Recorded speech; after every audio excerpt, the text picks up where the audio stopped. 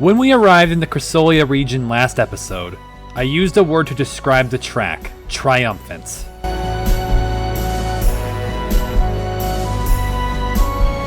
Before the last few releases of the game, Ame had a different track for this section, and I would say that word applies just as much to it.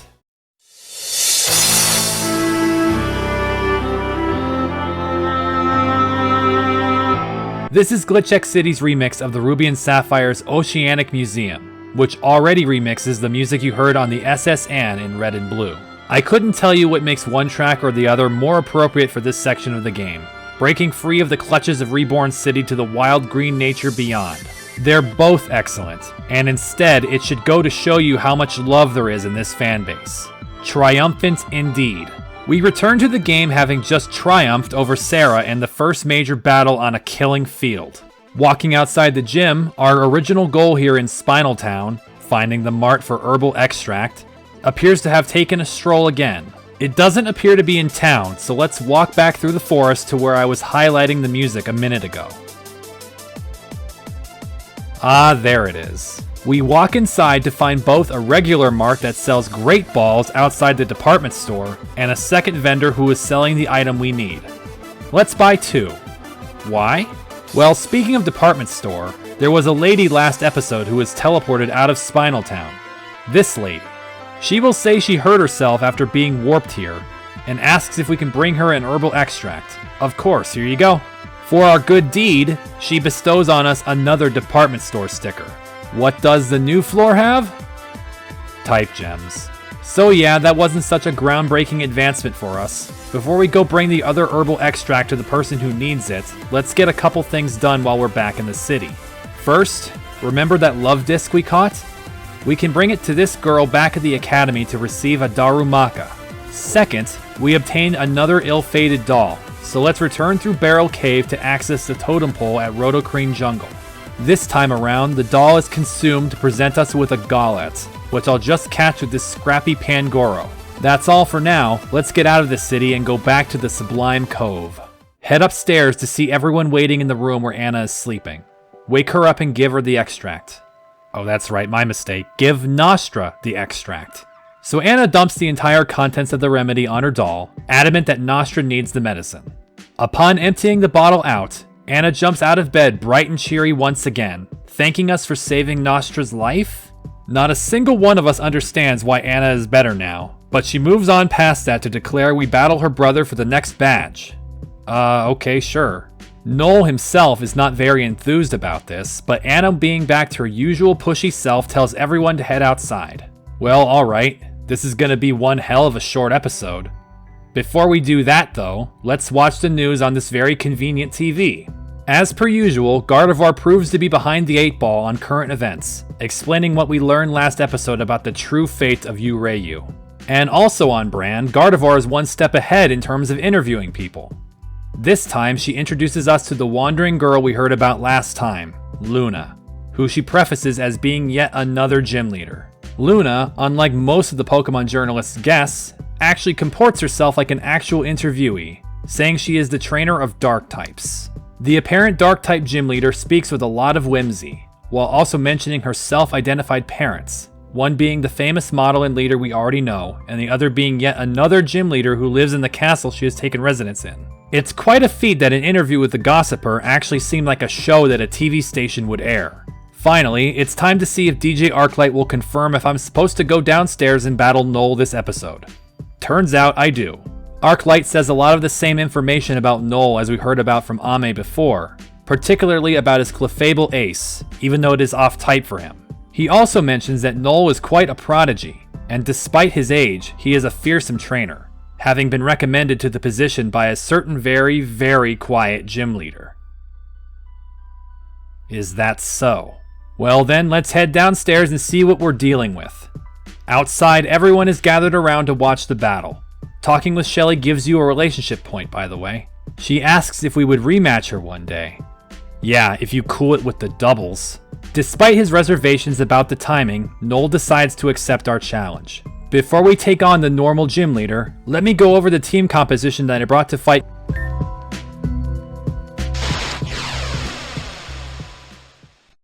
No one thought that this was really the end of the video, right? You're all looking at the video length right now. Ladies and gentlemen, the third and final Belrose sister, Saphira.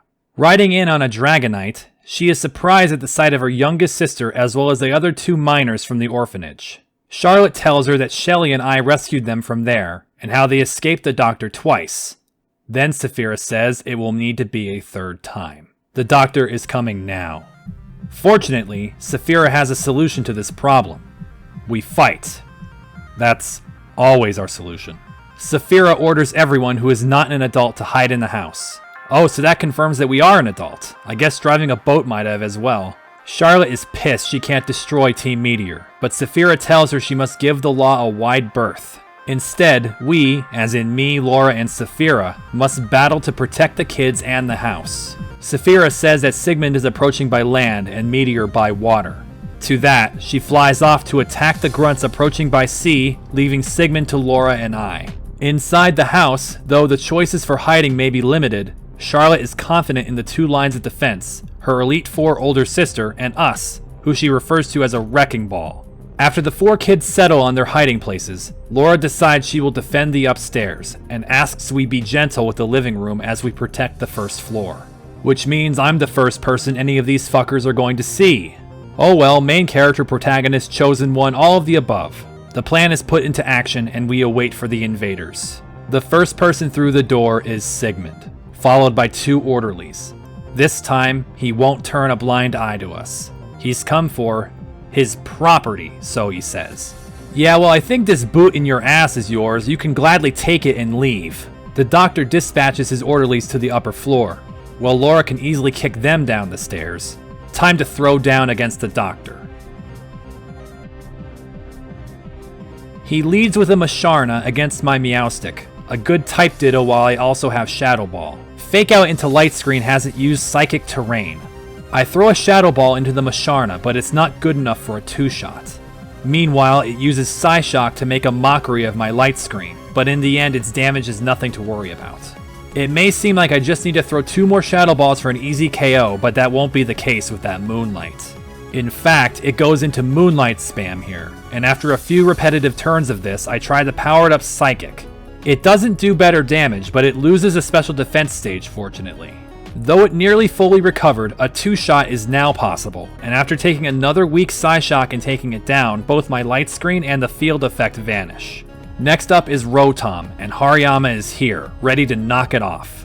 It is understandably faster than Hariyama, and hits me with a big Thunderbolt. What's really annoying is that it isn't holding anything, so the knockoff doesn't kill, teasing me further with the fact that a full power knockoff would have been a perfect kill. It follows up with Hex on my now burned Hariyama, not that it mattered what move it used, and I have to go into Houndoom. Of course, my Hellhound is ultra fast, and Feint Attack takes the other half of the Rotom's health. But next is Drampa, and I have nothing that hits Dragon super effective, but Drampa is a damn slow Pokemon. I go into Camerupt hoping it is faster, but I'm mad to find out that Drampa outspeeds it instead, blasting me with Hyper Voice. I tried Curse, which looking back was dumb since I was hoping I was faster, but that would definitely not be the case after a Curse, and then Drampa just wastes me on the next turn. I go back to Meowstic to hopefully overcome the dragon, doing the Fake Out and Light Screen combo again. Because of it, I can survive the Hyper Voice and shoot Psychic at it, but then I am reminded of its Berserk ability after it survives. Meowstic faints, and this is already circling the drain. I move over to Houndoom to hopefully kill without using Destiny Bond, but Feint Attack doesn't do it. Houndoom does manage to survive the first Hyper Voice though, but upon leaping for the kill, Sigmund heals the Drampa. At this point, there's no way I can kill the Drampa without it, so I use Destiny Bond to just get the bastard out of my way. I'm in a really bad way now. 2 left to his 3 with a Zeb Strike-Up plus a usual water type to his Electivire and others. Zeb goes out and meets that exact ace, and though he does respectably using Flame Charge, Electivire's Fire Punches pound him down. Now I have to send Greninja into that. Is Water Shuriken going to be enough? No. Oh yeah, you'd think I'd learn. Anyway, I tag in Vanillux instead of Hariyama to hopefully deal with Drampa, since it's really the only thing that trashed me. I considered how I could take out the Masharna better, but rather than trying to use Houndoom against it, I just keep Meowstic on point.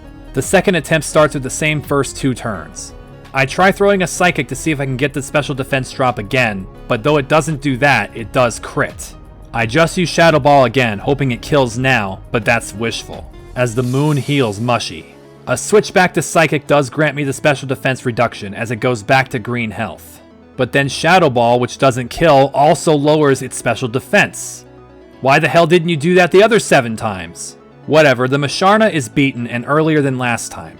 The terrain and light screen remain, as Sigmund brings out Hypno. I keep Meowstic to continue slinging Shadow Balls, but this may have been a bad idea, as it only does a third while it does a boosted nasty plot for 3 special attack stages. It goes to red health as it blasts me with Psychic, but Light Screen's last turn keeps Meowstic alive. You'd think this makes it a win for Meowstic, but... Fuck off, Sigmund. 2 Shadow Balls puts it back into red as Hypno then finishes off my weakened Pokemon. Fortunately, now that Psychic Terrain is gone, Greninja's priority move can now dust the Hypno. Very thankfully, it doesn't get healed again, even though it would have been way more devastating just then. Now the doctor is ready to send that damn dragon again, which prompts me to send Vanillix as planned. Camerupt may not be faster than Drampa, but Vanillix is. Take this Ice Beam, old man! Good, now I can properly fight the Electivire with Camerupt. Its Thunder Punch is worthless against him, and his Fire Punch is resisted, so it does low kick like the first time I fought Sigmund. That does hurt, but you know what hurts more, Sigmund? This Earthquake! Get out of my way! Now comes the Surge Surfing Raichu. Houndoom is my best bet now, especially since I should be faster and can cheese it away if all else fails.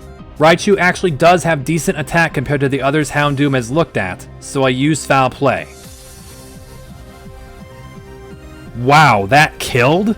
This proves why I wanted the Houndoom to be good, and not just a Destiny Bond stick.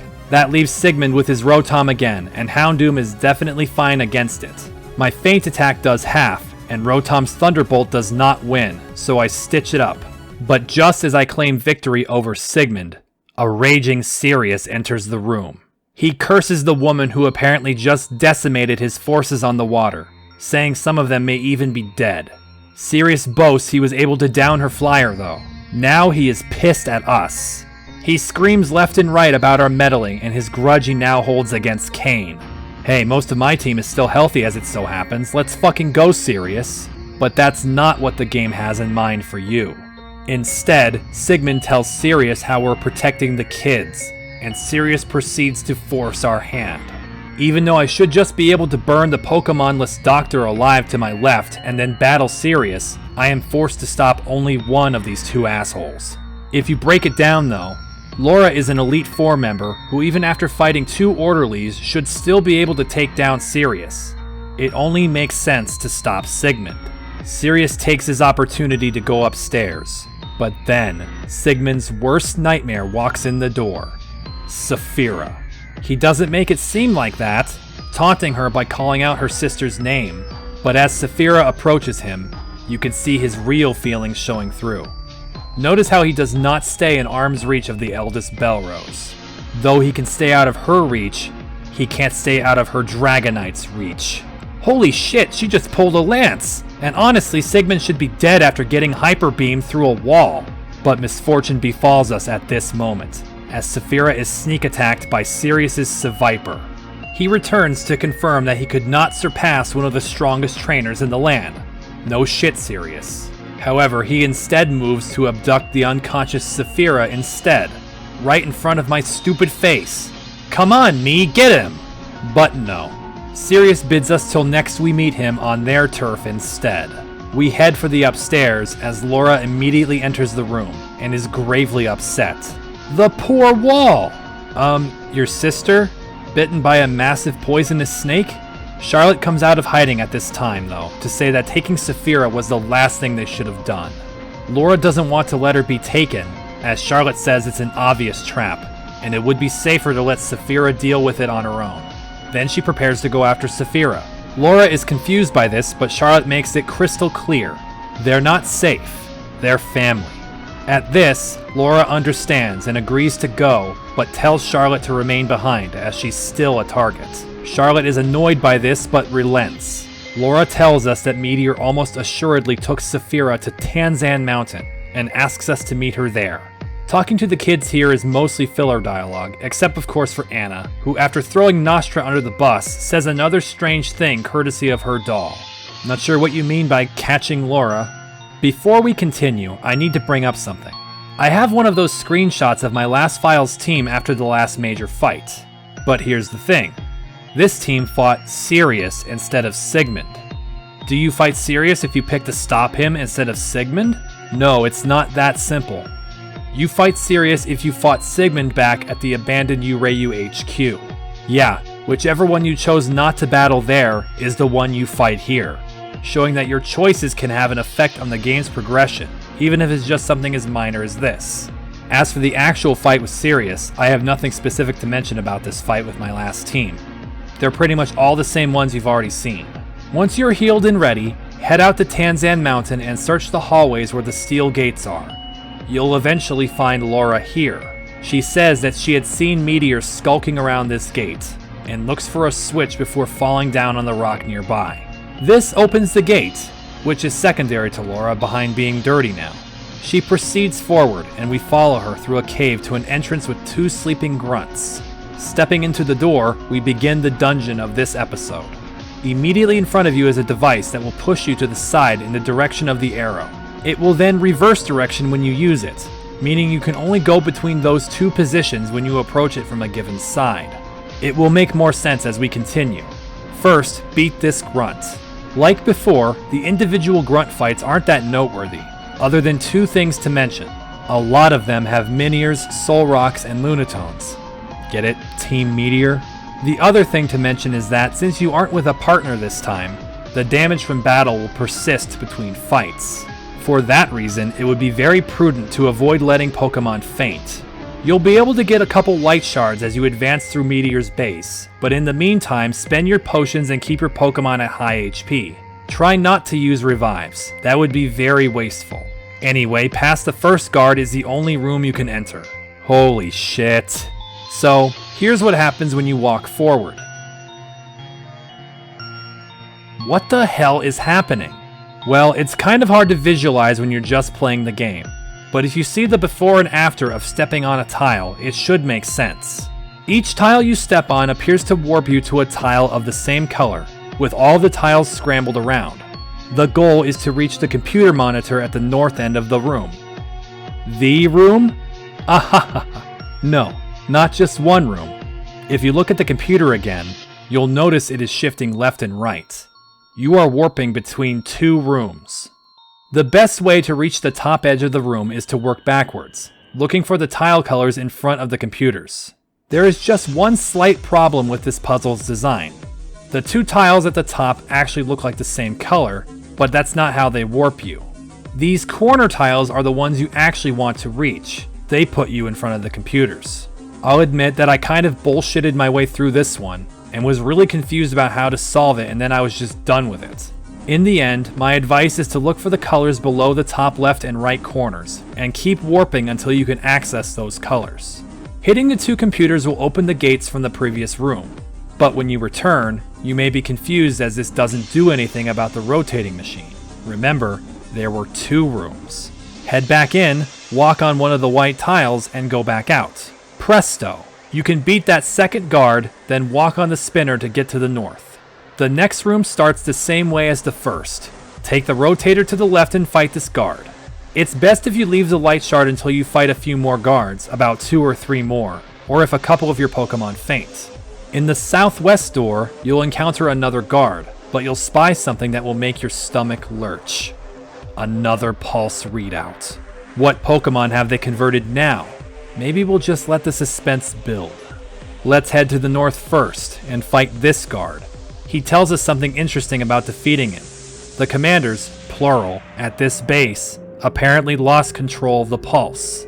That could either be good or horrible. Walking up, you'll see another one of those rotators, but let's go back down and to the left first. Inside this room, we find 2 more sleeping guards and Laura in front of a huge hole in a cage. Looks like someone heated the bars, then actually Saphira just tore through them. Holy. Laura asks us to help find Saphira wherever she is, and goes off. There is another light shard in this room too, so if you're injured, go ahead and use one now. Now go back to the northern path to that rotator, which lets you go into the central hallway. Inside is another spinning device to put you in front of another guard. Past her is a small room with a colored tile. When you step on it, you will be warped again into a room with another guard. You may think you've been trapped, but you already beat this guard. You've ended up out here again. So what have you accomplished? Go back to the north room and see that the rotation mechanism is still green from when we used it a minute ago, now allowing us to go up instead to this upper tier. There are 2 colored tiles again, and you'll want to take the left one, which then places you just down from the ledge. Well, now it seems like we squandered the position of the rotator, but if you go once again down the central hallway, you'll find that the other spinner has also been flipped to the opposite side as the first time we entered. Now go to the right side and enter another small room to pick up this candy and warp. Heading up, you'll discover you're on the right side of the big room now. Beat this guard and this one in the northern junction room.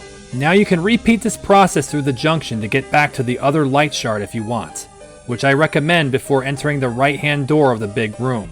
Once you go in there, you'll find Saphira again. Go to the south of the room first to get a revive, then talk to the eldest sister. She chides us and Laura for coming here, saying it would have been better to not pursue her like Charlotte said would be safest. Her mindset changes completely over to protecting Laura, and she works to get the electrical gate down when we are ambushed by 2 guards. You'll have to fight these 2 by yourself, but even though they are a full team, if you have a fire and electric type, then you'll end up tearing through these 2 without too much trouble. With their defeat, Saphira gets the gate open, scares the grunts off, and heals us. The central rotation device should be yellow, allowing you to access the mezzanine and fight even more guards. Don't let your Pokemon faint in these 4 battles and you'll be fine. You'll get a heal before the next major fight. Bear something in mind, I said there are 4 fights, but there are 5 guards. Who is this 5th one? It's Simon, but he has no will to fight us. He relates what happened on the lake. Meteor approached the manse on rafts in pairs of grunts. Simon was with Terra, as always, but no more. Terra is dead. He says he could not save her, and that's twice now. He vows revenge on Saphira, and tells us to leave him alone, as he was when this all began. Defeat the remaining guards and activate all the consoles in the room, which opens the final gate ahead of you and a shortcut gate behind you. You can cut the suspense with a knife. Let's do just that. Enter the room and see several things. First, Sigmund is fucking alive. Bullshit. He's not even noticeably injured. Whatever, Saphira is here to correct that, with Laura standing back. But also in this room is the horrible surprise of this base. Another pulse, with Zell working on it. Saphira now prepares to take cold vengeance on the doctor, who continues to absolve himself of his horrible deeds under his delusions of care for orphans. Saphira eviscerates him for saying such absurd things, but he shoots back at her that he spent his entire life to learn his trade and will not be disrespected by anyone. But then, he appears to speak to somebody. What the hell? Who is Lizzie? But Sigmund brushes the inquiries aside, as we are quickly interrupted by, once again, Sirius. He pushes past us to inform Zell that Lynn is coming to observe the pulse. Both Sigmund and Saphira wonder aloud why her name sounds familiar, as Sirius bitterly mutters how Lynn has been the talk of Meteor, obtaining still more promotions. Lumi is nervous about her coming now, as she then identifies the pulse subject in case you haven't figured it out yet. It's an Abra. Zell explains that the Abra is being used to attempt to teleport someone into a particular location, but that the Pokemon is completely disobedient. Laura then guesses at something. The chaos of Spinal Town and the surrounding forest. They are being caused by this Abra. Eve confirms this, but explains that none of those effects were intentional. How powerful are these pulses that Abra can affect an entire town at this distance without trying? But Sirius shuts Zell up and tells them to continue getting the Abra responsive. Saphira, however, reasserts her intention to destroy them, but stepping forward to murder Sigmund.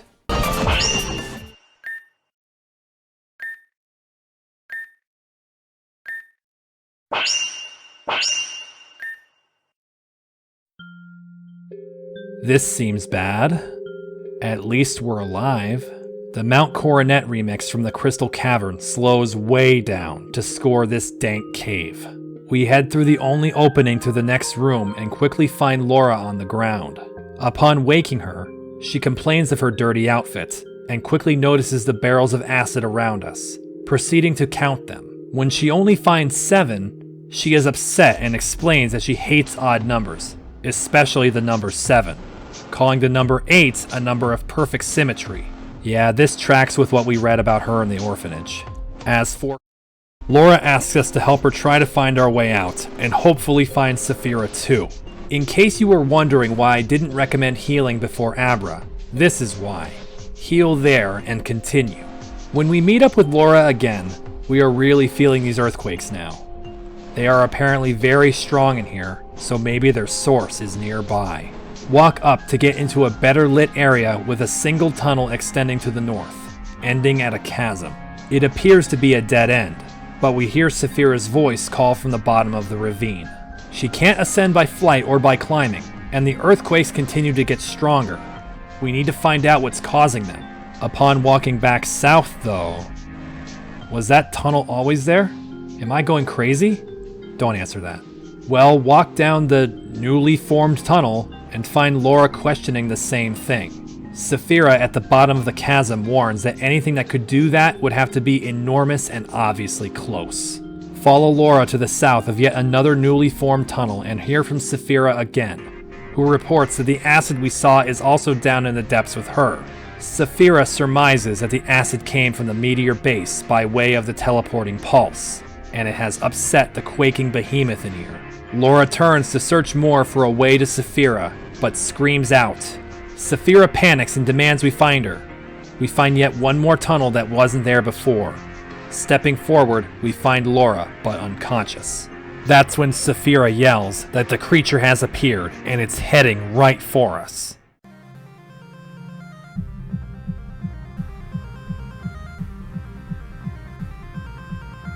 That's a big Steelix.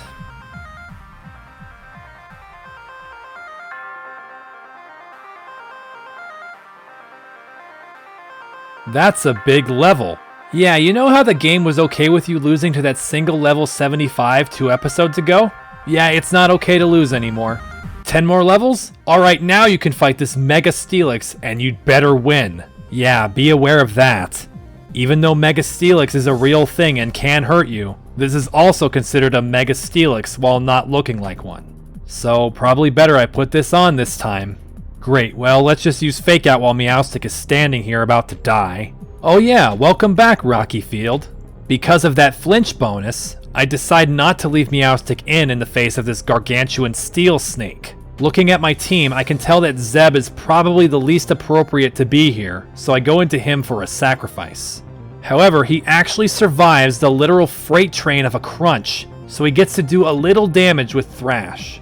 Now you may think that I have Houndoom there to Destiny Bond in 1 second, but on this first attempt I wanted to test my team to see if we could avoid it. For that reason, I send out Greninja next.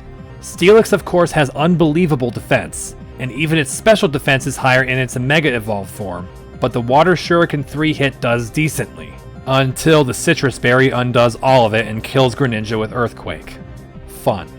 I know that Camerupt isn't going to outspeed Steelix, so I try Vanillux. He is in fact faster, and lands a moderate Ice Beam while also starting Hail, something that can really tilt the scales in a single Pokemon fight. But no matter how clutch Vanillux is, he can't survive that thing heavy slamming him. In fact, this is one of those times I gotta wonder why Pokemon don't just die. Camerupt comes out to the fate I would have expected of him, unfortunately, so he might also be a good sack to Meowstic. Steelix still has more than a quarter of his HP left though, so Houndoom will have to hopefully get me there.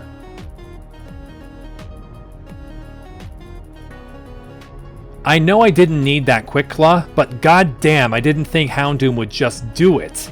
It's definitely a funny sight to me when a Houndoom with Destiny Bond is still alive at the end of a fight like that.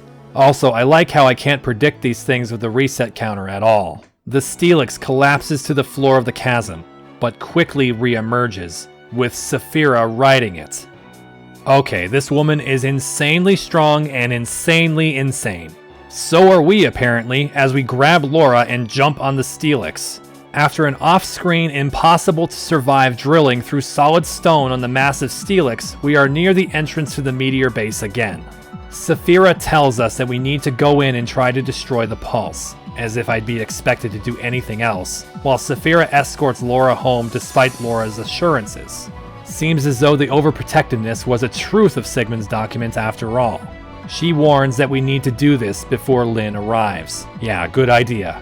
We go back inside the meteor base, and with the help of that shortcut in the middle room, we quickly return to the next Maw of Death.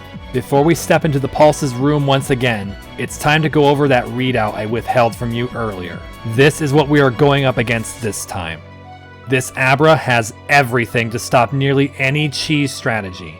Adding a steel type means Toxic is straight out, and Magic Guard cancels out nearly everything else. Burn, Hail, and even Curse. All useless against this Abra. Meanwhile, it has monumental special attack. Nothing that stands in front of this thing will survive a hit, and likely won't even get a chance to attack. Let me warn you now, this was one of the worst opponents in the early game in my previous files. Yes, this is still the early game. I was utterly helpless when I had to fight this thing, and in a moment you'll see why. We enter to find that Zell cannot get control of the Abra, who is sending Zell around the room. Zero's anger is rising, especially at the sight of us. Sigmund suggests that they terminate the pulse before Lynn arrives, which Eve agrees would be wiser, but Zero complains they can't get near it like this. Instead, they turn to tell us to do exactly what we were aiming to do: destroy the pulse. So at the behest of Zell this time, we will fight the pulse like we fought the original Tangrowth pulse, all by itself.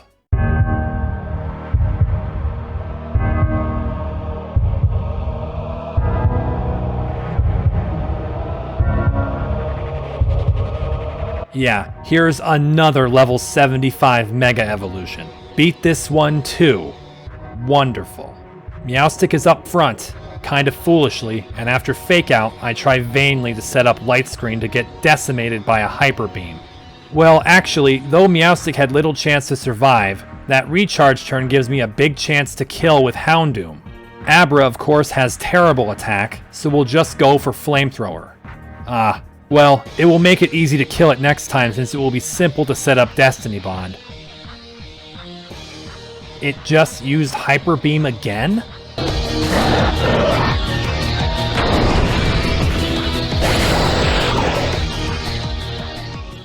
Okay, what the fuck? Why was that so easy? I know it's an Abra, but you have to understand, I know what this fucking thing did to me in the past. You have no idea how many times I had to speed through the cutscene we just watched. What has changed? I know even my previous playthrough didn't just walk through that Abra like wet tissue. And just so you know, Big JRA has this Abra's moveset documented. Here it is. Hyper Beam, Dark Pulse, Hyper Beam, and Hyper Beam. What the hell is that?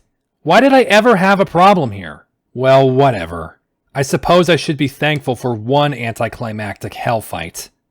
It's not like they'll all be anywhere close to this easy. With Abra defeated, Eve explains that the debris scattered around by Abra will stay where it is now, and that some of it may still move. It has built up unstable energy from Abra, but that the region should return to stability. Unfortunately, our incursion into the base took too long, as Sirius enters to announce that Lynn has arrived. Upon seeing me and learning that I helped decommission the Abra, Sirius then tells Zell that they will throw me under the bus and assign all of the blame to me for destroying the pulse. Well, it's been a good life. In walks Lynn with...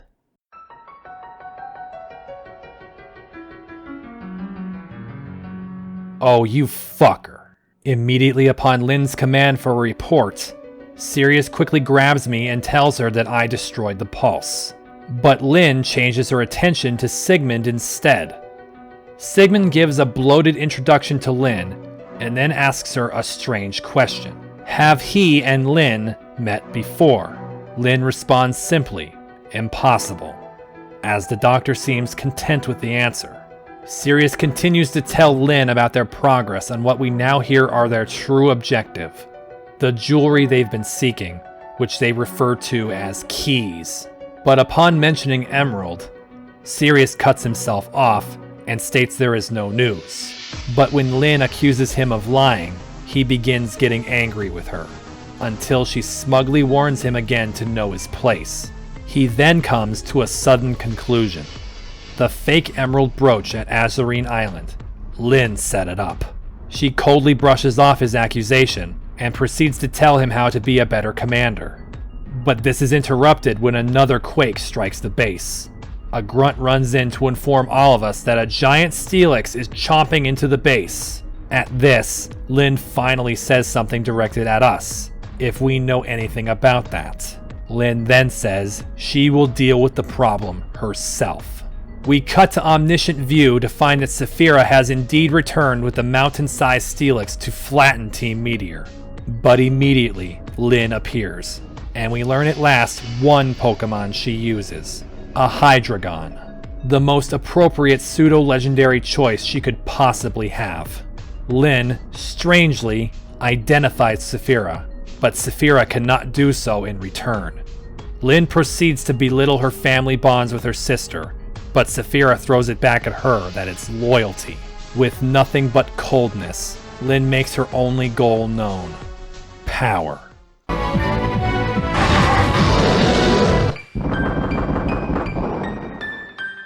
We return to our body to have Sirius tell us to leave now. Not entirely sure why you're going easy on me, like at all, but I'm going.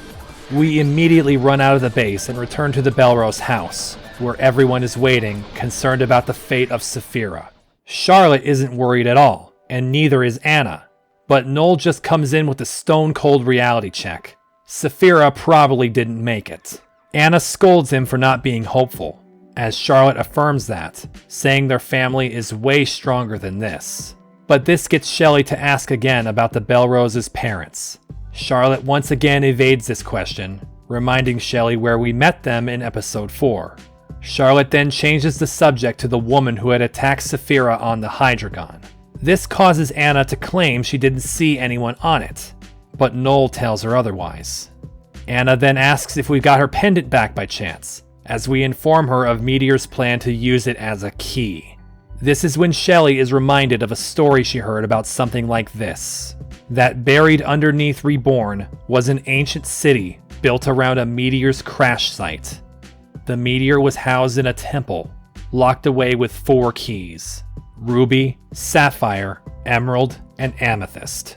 It's then realized why the Grand Stairway was blown up. Buried deep beneath it was a cavern containing ruins, and that the keys must open a door in that place. Now our goal has become clear. We must stop Meteor from obtaining all 4 keys. We know they have Ruby and Amethyst, but not Emerald or Sapphire. Then Charlotte brings up something unexpected: that their dad gave Laura a present for her birthday before. Sapphire bracelets. Laura tells her sadly that she lost them when their parents died, possibly because of an apparent fire.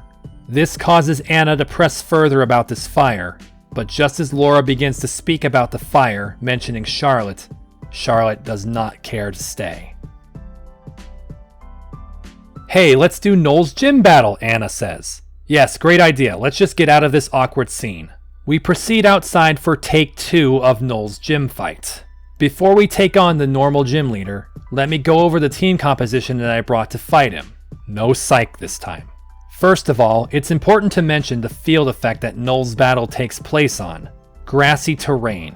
You may remember from when we raided the orphanage that Ame suggested we shake up the battle in any way to throw Noel off his game.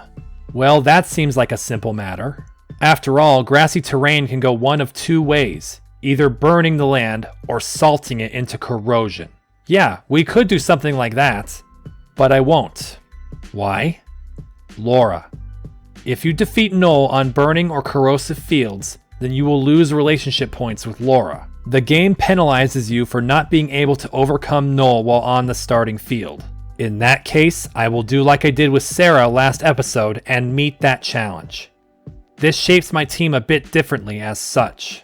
First off, I'm bringing in Hariyama. It's only natural to bring something with Normal's only weakness, though I'm doubtful that it will be the only weakness I can hit besides Null's known Clefable. Speaking of Null's ace, I'm picking Mawile to bring it down specifically. We've seen what Clefable has had the potential to do, and I'm not leaving it unchecked. Mawile resists both Null's General Gym type and Clefable's own type, while having Iron Head to slam it down. Next, Houndoom will be joining us to make use of the grassy terrain's benefit to fire moves, but we are not bringing Camerupt for the same purpose. Flamethrower will get the power boost, but Lava Plume would set the field on fire. Besides Flamethrower, Houndoom can most likely remove anything that I can't just get around, including the Clefable if all else fails. I'm bringing Meowstic to this fight even though she's pretty neutral here. She has Fake Out for some field control, though the damage from that will basically get cancelled out by the terrain. Zebstrika will also be here in case Null uses any bird Pokemon, which of course are usually flying normal. He has Thrash now instead of Flame Charge since fire coverage is definitely not something my team is lacking. Lastly, Vanillux is here to wreck shit with his ludicrous special attack. Though he's also not likely to hit any weaknesses that Zeb wasn't already, his power is undeniable. After everything else in this episode, I'm expecting this team will either make Null a joke or get absolutely crushed. I'm honestly not sure which way it's going to go, but I'll make substitutions if this isn't working out. Let's commence the battle for the 7th badge.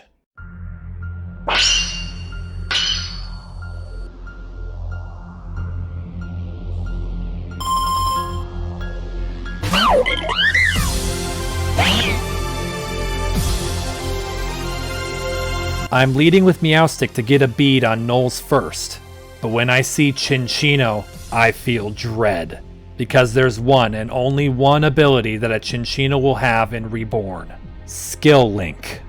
That Bullet Seed is always going to land 5 times, and remember, it's 100% accurate.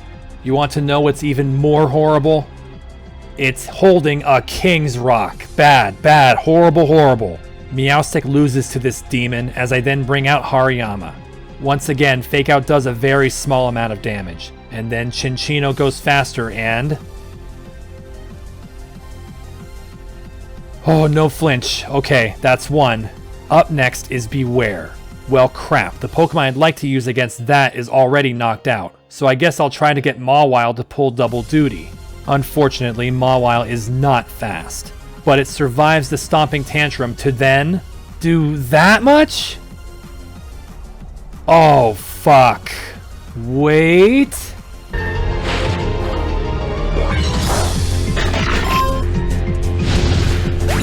Alright, I'm seeing the pathway to victory here, but my god is it costing me dearly in this attempt.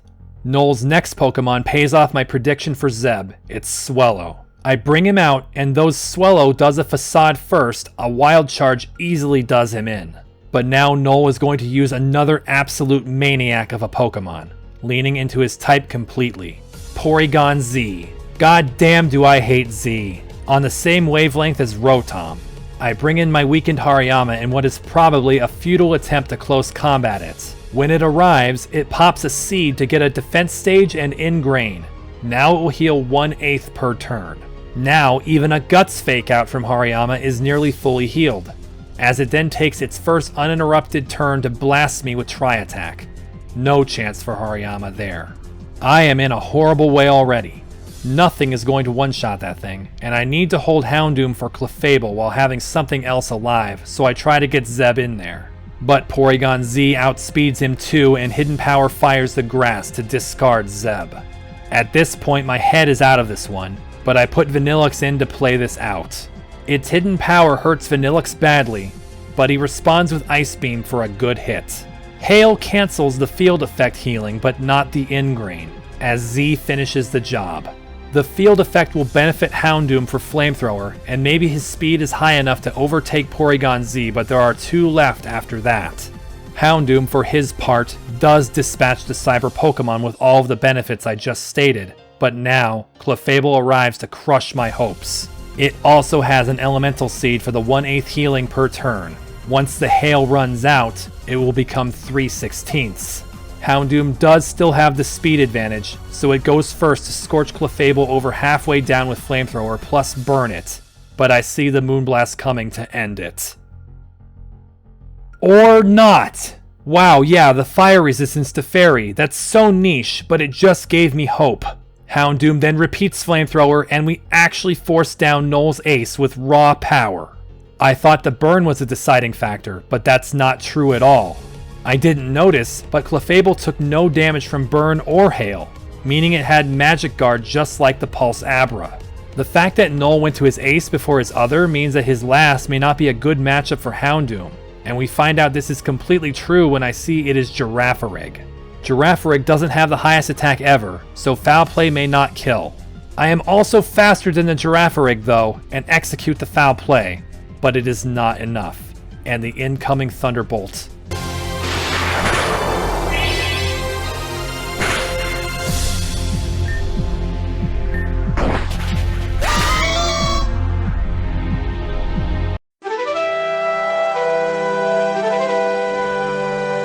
How in the fuck? That can't be. You're not supposed to survive hits! Sometimes I wish I recorded my voice live so I could show my real reactions because I was blown away by this one. What was this episode? Other than one loss on Sigmund, I first tried everything, including this train wreck of a fight. I was sure that the fight was over after Mawile went down to Beware, and especially when the Porygon Z started ripping me up. I was completely ready to accept this defeat and rearrange the team to have a better shot on the second try. But then Houndoom said, hey, can I just kill everything? And then he did. My god, even my previous file didn't show me how Houndoom was this insanely powerful. Speaking of my previous file, this was the team I beat Noel with last time.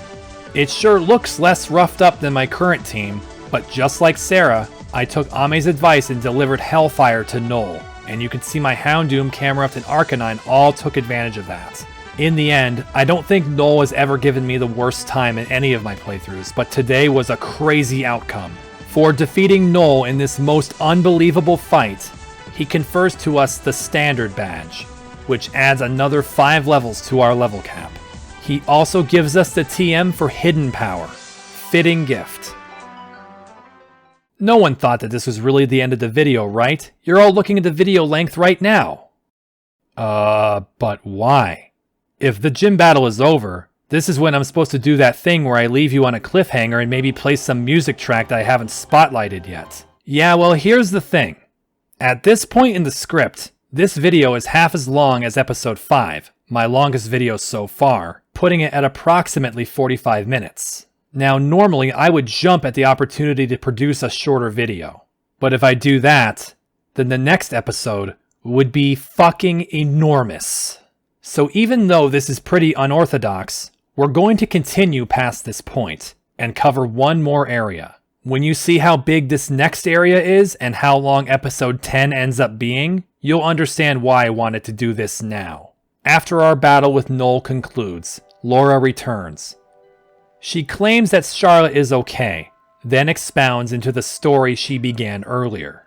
Back when their parents were alive, they as children played outside in this secluded cove, until a night when Charlotte was playing with her Vulpix among all the flowers. A fire broke out, and Saphira only had enough time to wake Laura to rush outside. The 3 sisters survived, but not their parents. Now Laura worries for Saphira, as Anna ushers her inside to comfort her. Walking inside, Noel asks to speak to you in private. Meanwhile, Anna takes care of Laura, saying she's taking care of everything else. When you meet with Noel, he says he's pretty sure that Saphira is dead. However, he says that the others won't move forward until they know for sure, so he asks us to try to find her around Tanzan Mountain. Yeah, that's a good idea. Head into Tanzan Mountain, and across the way from the entrance to Meteor's base, you can find this other gate gashed open. Up the stairs you'll find a cave and enter into...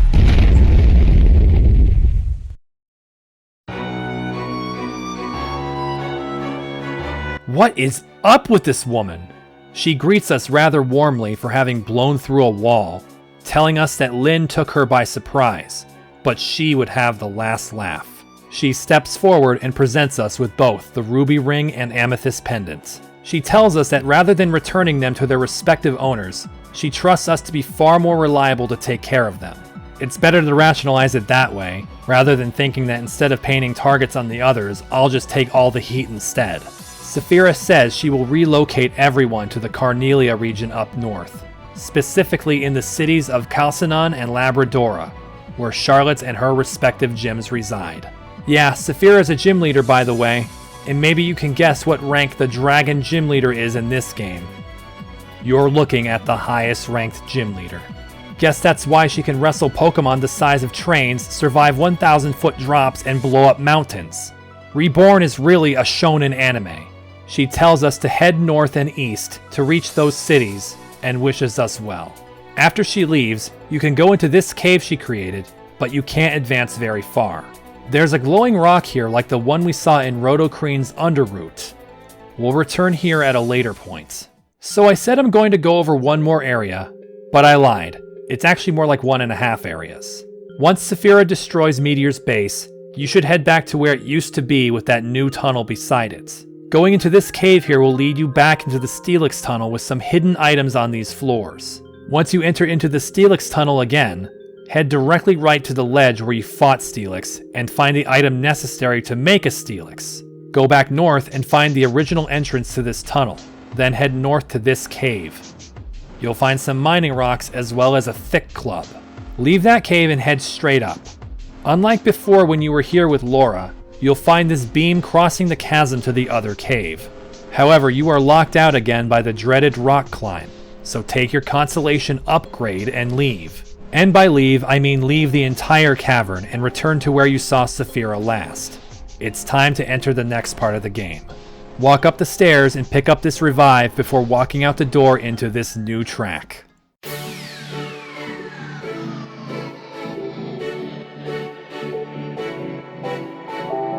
We've done it. We've reached a normal forest. Now get ready to become very acquainted with it. The Adventurine Woods is aptly named, as the side quests we're about to undertake here are going to be quite the adventure.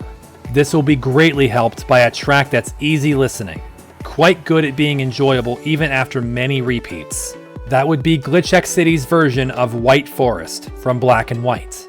As soon as you emerge from the mountain, your vision is filled with nothing but greenery. There are many things to take in, like the appearance of the tall, slowing grass and these unusual trees, along with spider webs and fallen logs. Items will sit teasingly out of reach in many places. You'll be able to get almost all of them before the end of this episode. First thing, head north through the grass and leave out the opening to set foot on Route 1. It took almost 39 hours, but we can finally travel on Route 1. Now, some of you may associate this screen with something really bad. I know I do. Really bad. After starting with an insult like always, Fern informs us about a castle to the east that serves as another gym, and then gloats that he has one more badge than me.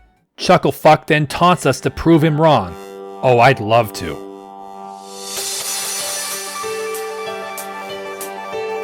So our favorite fuckhead starts this fight with Haxorus, as I have Meowstic first, as I'm apt to do while exploring or trying shitty fights for the first time. Grassy terrain is taking part in this fight just like Knowles, which is pretty annoying because it means that the two shots can be taken away at the most inopportune moments. In this fight exchange though, a fake out and outspeed Psychic leaves Haxorus well below half, while its Dragon Claw doesn't kill me outright. A second Psychic gives me the tempo. He's going into Crocodile next. Nice, this rain will boost Greninja's... Shit, he's not here. I have several choices here. Use Mawile for Play Rough, though she's weak to ground. Use Vanillux, but I don't want to squander him too early. Or use Hariyama, who can hopefully take a hit. Or use Houndoom and Cheese It, but we'll save that for a rainy day. Ah, hell.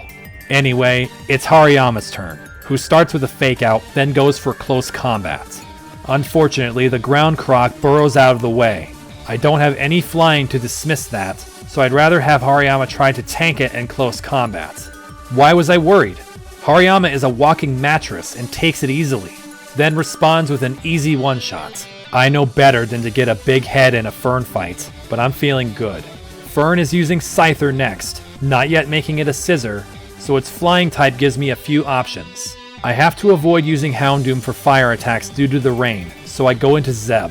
Scyther manages to outspeed, but after failing to KO with an X-Scissor, a Wild Charge rocks the Mantis and Zeb even survives. Roserade is coming out on stage, which I could try to counter like the last 2 times with Meowstic, but I choose to go into a full HP Vanillux, both because he can better take a hit and to also change the rain to hail. The Roserade goes for Hidden Power, which ends up revealing itself to be Fire type thanks to the Grass, which is annoying, as if the first counter to a Grass Poison type should be Ice and not Fire. But Vanillux takes it without a problem, then makes it clear it's not okay to do that. Man, this is going insanely well. And now the Hail lets Fire be at full strength while Decidueye is coming out. Hey Houndoom!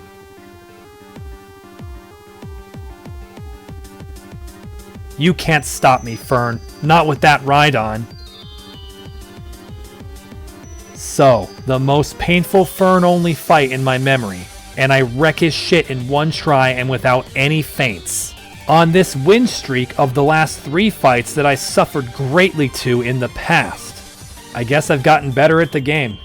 Fern once again blows some hot air, and then tells us that the way to the Carnelia region that we're supposed to go to is blocked off because the guards are asleep. You sure it wasn't because you were talking? Fuck you, Fern. With Plant Head gone, you'll notice that a light shard has appeared behind you, but it is silver instead. It doesn't heal you, it does something much cooler. If you have a save file on your computer that is farther into the game than Route 1, or other eligible puzzle sections in the future, then you will be given the option to skip the entire puzzle on subsequent playthroughs. Wow, that's amazing. An incredible benefit to anyone who doesn't want to do these massive time sync puzzles more than once. Well, back to the through part of this review through. As soon as you walk north, you'll quickly come across several duos of colliding Pokemon. They are Bouffalant and Tauros. I skipped them for now, mostly because I don't really have the health to fight them at this moment. But if you do, then you should talk to the Tauroses here. Going to the right is impossible, as ledges block your travel. Going to the left is fine though, all completely downhill. By the way, I'm sure I don't have to tell you, but your item finder is probably going to overheat from how much you'll be activating it. Walking around in the tree entrances around where you start, you'll find most of the paths blocked by logs. Go to the left and defeat trainers as you pass them so they don't give you trouble. Like this one. I should have taken that actual light shard after beating Fern, because after dispatching the Gothita, he unleashes a Luxray. This single Pokemon from this random trainer gives me more trouble than all of Fern's team. In the end, I lose 3 Pokemon to him, resorting to Destiny Bond. Okay. Walking down the hill past more dueling cows, you'll find some cows that aren't fighting, Miltanks. If you feed them an Oranberry, you'll get a Moo Moo Milk. Get at least one and keep it. Eventually, the hill will turn south, and a building sits at the corner. And right in front of that building is a hostile trainer. He has a Golisopod. It knows Sucker Punch, which Meowstic barely survives. Okay, let's see if he can't help himself. I use Light Screen to make him waste his Sucker Punches. God, he'll attack at any moment. I have to kill him, but this team? Come on, Vanillux, be the Clutch Master again.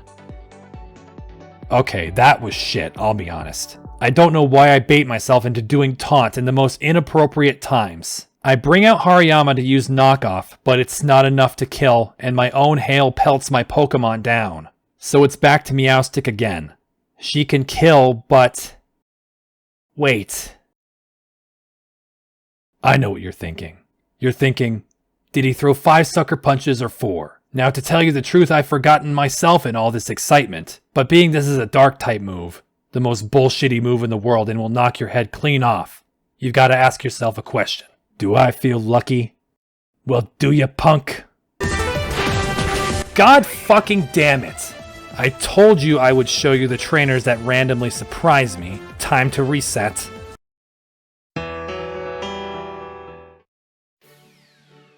Back to the Luxray trainer. What a disaster. The healing was right in that building. He wasn't even guarding it. So here we are in the Nature Center, where we can learn the ins and outs of this forest and route. Generally, this center is used in tandem with Azurine Island to help repopulate the Reborn region with new wild Pokemon. But Azurine Island hasn't sent word or shipments lately. Yeah, about that. Talk to this guy to learn about the Bouffalant, which apparently will charge around aimlessly and crash into objects. Meanwhile, this guy will inform us that the Tauros are more docile than that, and even let trainers ride them. Doing so, you can ride a Tauros and climb up ledges. They have an aversion to going into tall grass though. Talk to this scientist, and he will give you 8 honeys. This will be valuable to use, as you'll soon see. Head upstairs where you can heal your terribly wounded Pokemon and look through these 3 binoculars. You'll peer at 3 locations. One that you heard about before, one you'll reach very soon, and one that you will not reach for 8 years. A long time. This lady will tell you that the honey you got from downstairs can be used to attract Heracross and Pinsir, who will fight over it. This guy nearby tells you something important to remember. When they are in competition like that, neither of those bug Pokemon are catchable, unlike the bulls, so don't attempt to catch Pinsir or Heracross. This scientist laments that he lost his glasses in the forest, saying it was a miracle he found his way out of the forest maze in the first place. Did you follow Gino? Up another flight of stairs, this guy will tell us that there are plots of earth in the forest which are suitable to grow berries in. Very nice. Next to him is a guy who complains about Azurine's lack of correspondence, saying they were due to receive many Dunsparces from them. Instead, he turns to you for any you might have, with a baby Pokemon as a reward. Interestingly, this is a repeatable trade, but I have no Dunsparces now. We'll come back to this guy at a later date. Finally, pick up the wide lens on the table. Now we can continue exploring. But first... The Golisopod still killed Zeb first, asshole. Let me show you the remainder of the boundaries of the route before we do one of the largest and longest puzzles in the game. When you start heading south, there won't be any more entrances into the forest, so after walking down here you won't have to worry about it again. First, make sure you go to the left and pick up this Lax Mint. Head all the way down the route and beat every trainer, until you stand in front of these stone walls. Walking into the center of the wall, you'll discover that this is the other side of the Grand Gates. To the left is some clockwork contraptions, but nothing to do. Now head back outside, and let's get into a fight with this Bouffalant. Make sure you have something good to bring down normal types, which should obviously be a fighting type. Defeat this Bouffalant, and now the Tauros thanks you by letting you ride on him. With this, you can climb back up the hill over the ledges. Press your run key, which you can set to be any key you want, to dismount the Tauros and set him free. Further up the hill, you'll notice this log which is in the direct path of a Bouffalant fighting this Tauros. Defeating the Gen 1 bull will let the Gen 5 bull crash into the log and push it out of your way. Once you do this with a log once, you no longer need to do it again. It makes it so you end up fighting way more Bouffalant than Tauros since you need to jump on Tauros all the time. But each Bouffalant you let win can only help you once, if that. Now you know how Route 1's mechanics work, which is all you need to get through to the next part of the game. However, we haven't even touched the forest puzzle yet, which is far more complex and mind-bending. The forest puzzle is broken into 2 parts, the northern and southern sections. The northern one is far simpler, but yields less rewards overall. The southern one is the main course. Let me explain the mechanics unique to the forest sections. It should be noted that both moving logs with Bouffalant and jumping up ledges with Tauros are required heavily for the forest too. First, you may notice these flowers in some places that are distinctly animated. Stepping on one will suddenly lull you to sleep. Unless... Don't mind that right now. Anyway, falling asleep in the forest will somehow magically deposit you outside the forest entrance you came in. This is done because, depending on the order of operations you execute, you may end up in a softlock, and these flowers ensure against that. As it is, these flowers are less important than the other mechanic of the forest. You'll see these webs scattered throughout the maze, as well as logs that aren't always around where a Bouffalant will hit them. Near those objects, you'll find trees like this. This is where the honey comes in. Apply it to the tree, then watch nature take its course. Pincer and Heracross lock horns to lay claim to the delicious honey on the tree. Throw your support behind one of the two bugs. If you pick one of the two that has nothing to do around here, then it will simply leave. But if you defeat, say, this pincer here, then the Heracross jumps down and will tear through the spider web, permanently removing it. Elsewhere, defeating a Heracross will allow Pincer to demonstrate its power. It will pulverize nearby logs into nothing. So here's the long and short of the solution. You need to remove every single obstacle that is present in the forest, which will allow you, riding a Tauros, to access all of the prizes. However, many of the obstacles end up requiring you to move another obstacle from another direction first, before you're allowed to pilot Tauros up a ledge to the next barrier. I will give you the best explanation I can offer, though Big JRA and others online created more detailed maps in my video shows. First though, there's an issue. You were given 8 honey, and that is not nearly enough to complete the entire forest. For that reason, we're going to go meet someone first. Like I said earlier, the forest puzzle is broken into north and south areas. The two of them don't cross at all, and there are no entrances to the forest to the south of the nature center. As such, I will name these doors into the forest with numbers, starting from the left where the nature center is, and ending where the rightmost entrance is for each side. Under this convention, the first door on the north side will be 1 north, and the second door on the south side will be 2 south. There are 7 northern entrances and 8 southern ones. You need to first head to 4 north, so start riding Tauros up the ledges farther than where you emerged into Route 1 the first time, which to be clear was the entrance 4 south. Something to note is that 1 and 2 north are connected just to each other and nowhere else. This is to let you ride Tauros around the obstructions on the route. You will have to go into 1 north and out of 2 north to get to 4 north, but no other entrances are required to simply travel east and west on Route 1. On your way, you're likely to bump into this trainer, who is very excited about Flareons. He battles you with 4 of them, which are no problem for a Greninja in the rain. When you defeat him, talk to the Flareon standing there and it will be happy if you pet it. That's 1 evolution down. So to meet the person I mentioned, ride Tauros to here, near that hiker, and fight the Tauros to unleash Bouffalant to the north. He bulldozes this log out of the way to let you reach this lane of tall grass. As we were told back at the nature center, Tauros won't go through the tall grass, so let him go and creep through it. When you get to the other side, you'll find this house, and that silver item ball. Picanium Z, let's go. You'll also notice that there are berry plots there, so grow some berries if you wish. Now go into the house. Someone likes Pikachu. If you also like Pikachu and have one with you, then this glowing one will teach it the move Volt Tackle. Nice. Go upstairs to meet the owner of all these Pikachu. His name is, New. He created the Pokemon PC system for Reborn. Yeah, why not? He will kindly heal your Pokemon, then inquire into our possession of candy. If you give him some, which you should have ample stocks of if you've been doing your item finding, then he rewards you with 3 honey. This is how you want to get honey. You should definitely reach this house right away, and you should know that you don't need any honey to do it. So you should absolutely not go all the way back to Reborn City to buy honey from Lapis at $1,000 a pop. That's why I'm here, to tell you how to do it better than I did. Anyway, in case you're wondering, it would be smart to give new candy about 5 times. That will more than take care of all your bug attraction needs for this forest. Since we're on the north side already, let's knock out this entire half of the puzzle since it is easier. Going back to this junction, you can go west to find this honey tree. Coat it, and then kill the pincer to have Heracross tear that web away. Go back to this fork and walk east to slather the tree. Remove the pincer for Heracross to open that web, but another log will stop you from traversing this path for now. Instead, go back out to the route and go to 3 north, back west. Oh, big news.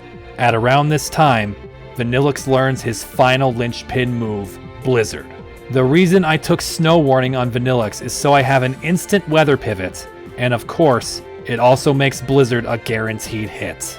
This now makes Vanillix one of my most dependable Pokemon, as he was in the past as well. Moving on, lined up with that entrance is this Bouffalant, so kindly smack Tauros upside the head to let the Buffalo crash through there first. This moves a log out of the way to jump up this ledge. Once you're up there, dismiss Tauros and hang a right through some tall grass to reach this honey tree, with both a log and web nearby. Once again, please excuse any temporal shifts you may notice. Before coaxing out the battling bugs, pick up this mental herb. After that, use 2 honeys, and give equal slams to each species, opening up the left nook for the TM for Grass Knot, and the right cranny for a Leaf Stone. There's one more honey tree to hit, on the left through this dense grass. Slap Pinsir's head to have Heracross slash the web. You'll see that we need a Tauros again to ascend this step, so go get one and come back. As soon as you bring Tauros all the way here and he clears it for you, throw him away again. Walk through another patch of weeds to find this cave and enter.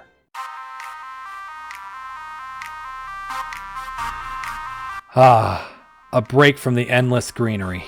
This music has been spotlighted before, but not for this exact location. This is Celestinine Mountain, the second of the trio of mountains, the big sister to Citrine Mountain. After mining or not mining the rocks by the entrance, the screen will fill with nothing but ice. Time to do an ice sliding puzzle. You all know how those go. It's where you slam your face into the walls of the ice rink randomly until you get what you want. That's what I do. Okay, I'll give you some more details. First, head up, then left, down, and right to quickly reach this snowy island. That grandiose ice rock is indeed the kind of ice rock that evolves Eevee into Glaceon, in case you want that evolution. From this tile, head up, right, down, left, and up to reach these stairs. Up another flight of stairs that are carved into a mountain, just go with it, is the TM for Smackdown. Next to it is a strength boulder, but we've approached it from the wrong side. Further on is an ice stone and a body of water. Nothing left to do here. Back on the ice, the last important object is that field effect readout. From this tile, slide right, up, and left to get it, revealing it to be the readout for Icy Field. You can slide once more up, but you obviously don't have rock climb yet, so that is all we can do here for now. Time to head back outside to our bull and bug friends. North 1 through 4 is complete, so let's move over one step to North 5. Like 1 and 2, 5 and 6 North are only a connection to each other, and nothing more, except for this red-haired girl.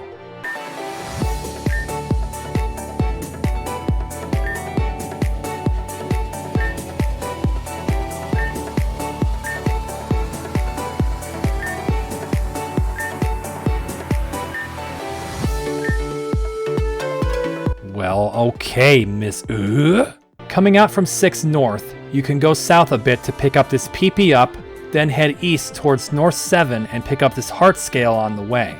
As usual, a buffalo and bull fight nearby, and the buffalo has a good trajectory. Send them in there and follow, though your own Tauros will once again lose its usefulness. There are 2 more thickets of high grass to plow through. One on the right to reach this tree, which will once again be used to appease both bug types, and the other over here where that log from before impeded us. Now that all the obstacles are cleared, go get another Tauros and come back to 7 North first. Heading all the way north, you'll find this cove covered in cobwebs. These you won't be able to cut. You'll only be able to pick up the sharp beak here. Sadly, you'll have to leave that Megastone there until you obtain Surf. Head back to 4 North now with Tauros to surmount the last ledge in the northern woods, to a bounty of neat items. Another XL candy, 2 mints, calm and careful, and 2 lum berries. With that, we're done with the easy half. Yeah, now it's time for the fun part. The first thing you should do is to go across Route 1 and find all of the Bouffalant that are lined up to do their tree removal service to the south. To be clear, those are the ones in front of the entrances 1 South, 3 South, 5 South, and 8 South. Get those out of the way since they don't require any setup inside the forest. While you're near 1 South and 3 South, you can get back on your Tauros. Of course, given all the times you fight Bouffalant in this area, it's only natural that eventually Yep, this was another of those shinies that I became so numb to. I would have been shocked if I didn't find one here. Now go into one south with the Tauros and climb up the ledge. Once you get up the ledge, send Tauros away to push through more tall grass and reach this tree. Defeat Pinsir to have Heracross remove one of the 2 visible webs. Then go through the new opening. Come back with another Tauros to do essentially the same thing, but on the web to the right. You'll have to do this once more to get up this ledge and through some more weeds to reach this lower tree. Knock out the Heracross this time and have Pinsir do his thing. If you now wrangle yet another Tauros, you can have him take you all the way to the south through the now cleared forest and reach this nook. You can then reap both a link stone and a couple citrus berries. I like to replant one in case I remember to come back. I never remember. Now head back north and jump up this ledge onto the tiny landing, then release Tauros. Go through the foliage and head north to get first this revive, then push past the grass here to put honey on this tree. However, don't do like I did and forget to have Bouffalant push this log this way. Otherwise, Pinsir will be too lazy to walk that far. Now you can try to ride Tauros starting at 3 south to this ledge, but... this is why this puzzle can and should be skipped. So instead, head back out to Route 1 and go to 4 South, the place where you fought Fern. You don't need a Tauros yet. Wipe out this web, go south and coax both bugs to destroy, then go to the west and hang south to get Pinsir to waste that shitty tree from before. Finally, go through where the web was a minute ago and swing around these trees to feed one more log to the Pinsir wood chipper. Now hail a Tauros and drive to 5 South. Have him drop you off after you get up the ledge. From here, you'll find tall grass to the south, but also one of those sleepy flowers. It seems like there is a long, thin passage behind it, but let's just wait on that for a moment. Go through the grass to reach this tree and have Pinsir grind up another log. Okay, now I can tell you what happens with the floral charms I bought all the way back in episode 4. If you stand on this flower, and maybe any of the flowers in this forest while holding a floral charm, then this happens.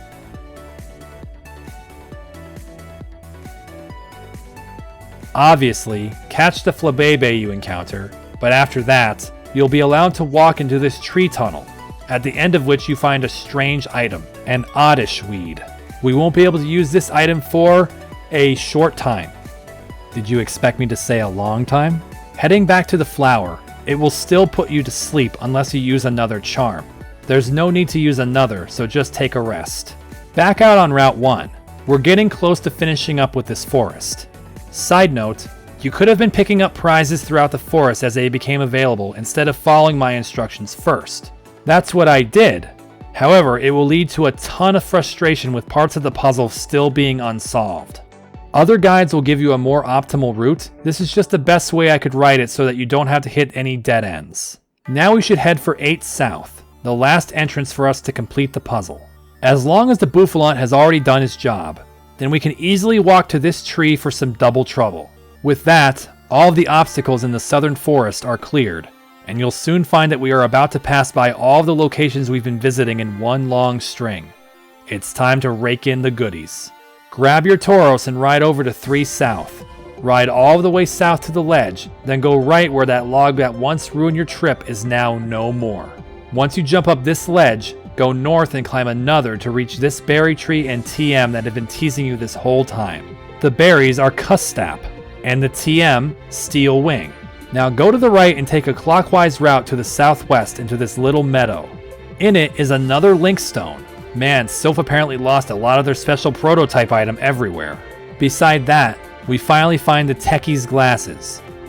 We'll go return them once we've scrounged up everything else. Go to the east from here and loop up and over, passing by the tall grass and ascending 2 ledges. As soon as you get onto the top, pick up this PP up. Now we will have to bid farewell to our trusty Tauros. The final treasure trove is beyond this grass. Once more, you'll find the 2 dueling bug types. Before we disturb them, pile all of this loot into your bag. A silver powder, a razor claw, and the aerial ace TM. Now comes the choice. Before you stand Pinsir and Heracross. You can now take one of them with you, but remember, they are immune to Pokeballs. You must fight the one you don't want. Which one do I fight? Pincer. It's time to introduce another of my most fearsome teammates from my previous Reborn life, Heracross. I can't say enough good things about Heracross. Yeah, he's 4 times weak to flying, but my god does he hit fucking hard. As time goes on, his value only goes up as you get more options for him. Of course, I spend the time now to make sure I get one with the stats I really need. Yes! Oh! That's special defense. Besides that, this is all I need. Max attack, amazing speed and HP. Welcome back, Heracross. Oh, that's special defense. And with that, we can vacate the Adventurine Woods. Let's go get our last reward. Back at the Nature Center, turn in the glasses to the tech and he will gladly hand over a department store sticker. Unfortunately, you'll have to walk through the Adventurine Woods, Tanzan Mountain, and the underground rail net to return to Obsidia to find out what's on the next floor. When you finally arrive, you'll be ushered up to the battle items and niche items floor. This is mostly too bad, as half this floor sells the X-battle items and their ilk. Considering I don't plan to use items in battle, these are pretty damn useless to me. On the other side, the buying outlook doesn't improve much, though you can now buy the worst focus sash, focus band, lenses, bright powder, and give your soul to the RNG. Now walk 10,000 miles back to Route 1. We finished with the forest surrounding it, but what will we find on the east side? Take yet one more Tauros and head east until the forest gives way to a fork in the road, with this sign in the middle. It will direct you back west to Reborn, up north to Agate City, and south to Van Hanen Castle. Wait, what's this? Fern was here? Hang on a second. Fuck you, Fern. Now what this sign doesn't tell you is what is to the right. That's this hidden strength boulder. Behind it is a protector. Hey Fern, your Rhydon dropped this, idiot. We can head north now to see what Fern meant about the guardhouse. This is the direction we're supposed to go to reach the Carnelia region to meet Saphira and everyone else. When we get to this checkpoint though, we find that indeed, the guards are asleep. Well, that's odd. Hopefully they wake up sometime in the next 7 or 8 or 9 episodes.